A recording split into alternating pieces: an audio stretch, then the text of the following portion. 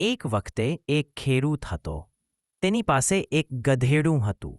ગધેડું મહેનતી હતું પણ ક્યારેક થાકી જતું. એક દિવસ ખેડૂત અને ગધેડું જંગલમાંથી પસાર થઈ રહ્યા હતા. અચાનક ગધેડું ખાડામાં પડી ગયું. ગધેડું રડવા અને ચીસો પાડવા લાગ્યું.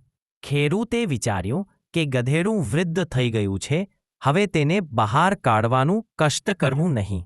ખેડૂતે મજૂરોને બોલાવ્યા અને કહ્યું, આ ખાડો પૂરો કરવાની છે, માટી નાખો.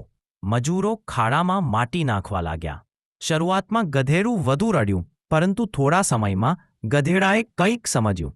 દરેક વખત માટી તેના પર પડતી, તે તેને ઝાડી નાખતો અને તેના પર પગ મૂકતો. થોડા સમયમાં માટી વધી અને ગધેડું ધીમે ધીમે ઉપર આવતું ગયું. અંતે ગધેડું ખાડામાંથી બહાર આવી ગયું અને દોડી ગયું. ખેડૂત આશ્ચર્યમાં પડી ગયો. નૈતિક શીખ: જીવનમાં લોકો મુશ્કેલીઓ ફેંકે